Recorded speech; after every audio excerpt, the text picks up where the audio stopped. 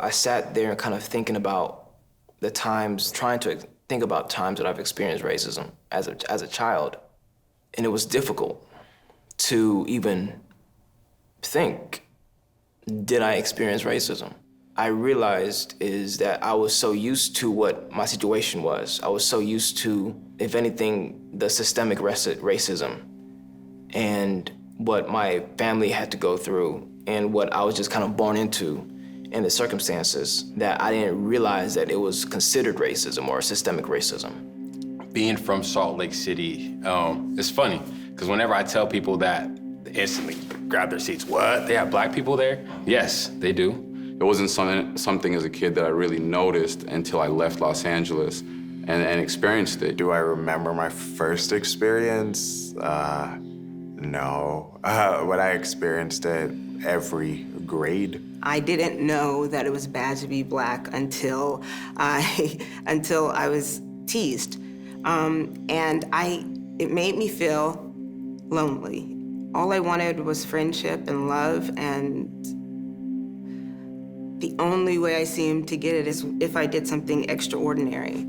And so I learned to do extraordinary things so that I could be noticed, because you are essentially seen right through. I feel like people see right through me. At the beginning of my life, I was a little naive to racism. That's when I was in Utah a little bit, so I felt like it was happening, but I didn't know, you know? Racism is really taught, you know, so I didn't know.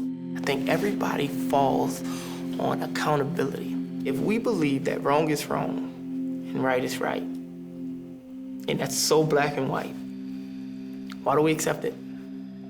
In New Hampshire, like, I would experience racism where people would do blatant racist things right in front of me, thinking like, I don't care, it's not gonna bother me because I'm not black or I'm not dark enough to experience racism. It's like from one of those like really good people too, like one of those people you think you can trust. Like one of them was my coach, my football coach. He would always like make these comments, but like we didn't think anything of it because he's a good guy, you know? It's racism or it's not, you know? There is no,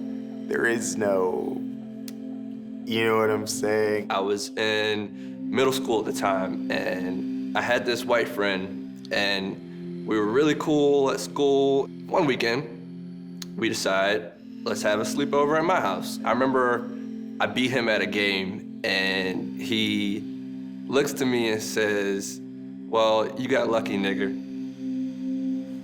I remember going to this building and ringing the doorbell because I had some food I was trying to get to somebody. And all I hear was, hey, Blackie! Nigga, nigga, nigga, nigga. Somebody who says, hey, I say the N-word a couple times, or, you know, I'm just playing and this and that. No, it comes with such a history, a horrible history. I've been called derogatory remarks that are used for, you know, Chicano people, Asian people, just because I'm ethnically ambiguous. People always wondering what I am. There were skinheads and KKK kids who went to our high school, walking by me in the hallways. He's you know, dropped the N-bombs, you know, kind of quietly under his breath, but enough so I could hear it. It got to the point where the N-word didn't really bother me anymore. You know, I knew when I got called the N-word on the football field, I knew I was getting the best of him, because that's the final defense is, let me throw out this N-word and see if I can get something out of him. Race and identity had always been something that's heavy on my mind because people were always asking what I was, or well, what's your race, or this and that, are you black, are you mixed? You know, I'm African, you know, I'm Egyptian. I used to work at Soup Plantation. It's like a salad buffet, a bar. So I went back on my lunch break to go and get a salad, you know what I'm saying? And after you say salad, you gotta say, you know what I'm saying, you know? Because it's just like, that's so whack, I'm going to get a salad. I was going to get a salad, and I was at the front of the bar speaking to my old coworker, and I saw this man coming up close to me, you know, but I was so thrilled to see my old coworker. I wasn't really thinking about anything. And keep in mind, they could go around me. They could go around, the bar was empty, go straight up to the cashier. I wasn't really blocking anything. And Obama was the president at the time. He says to me, you think because our president is black that you can do anything that you want to do? We're like, oh, but you look black, but you're not, you know. all black people are like, you're black. That's your background. You know, you're African. We had friends, white friends, who did defend us, and I could see that. But there was a lot of, you had the, you know, conservative white people who were just outright racist, and then you had liberals who were like, oh, you're not really black, you're light, you know, you know, so you're not experiencing racism. And I'm like, hey, you're not around my life all the time. And me being black and kind of, again, being detached and naive to it at an early age, I was the type of black dude that I'm like, hey, I'm not dealing with that. I got mad and I started yelling, and we're in the restaurant. And of course, when I yell, I look like the bad guy. This is an older white man. They're already assuming that I did something. I'm looking for somebody just to be like, man, that was crazy. I can't believe that he said that to you. You know what I'm saying? Just kind of validate how I'm feeling. And there wasn't anybody there. As I'm leaving the restaurant, I'm cursing the man out. We going back and forth, you know, because I'm mad. A lot of it is built on pride, yes. I'm like, but he just did this to me, and it's not gonna be me. I'm not gonna be that black dude. We're arguing, and I felt like I left that experience looking like the angry black dude. I remember being in that moment, feeling the rage, wanting to fight. I'm already a woman, and being black,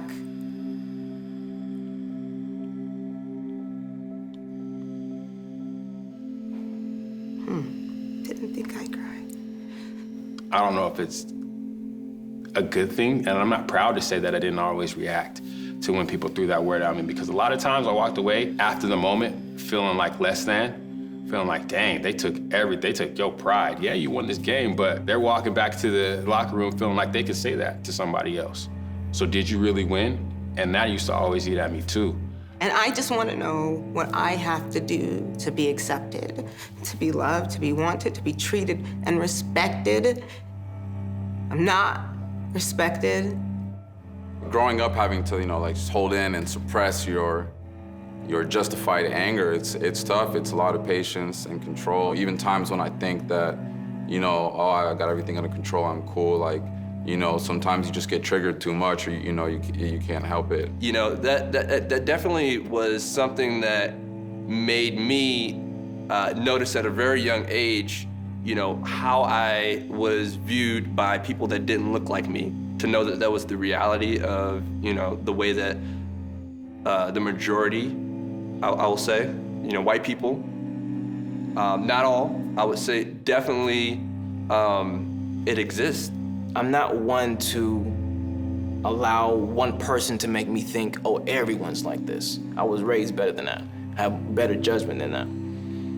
But what it did was, it gave me perspective, it gave me experience. And I don't take experience lightly. I think experience is substance. It gave me a way to relate to my people even deeper, to relate to my ancestors. If we're gonna start somewhere, then the white people that understand this, they have to teach the white people that don't. Because if a white person don't like a black person, what makes you think they'll listen to a black person?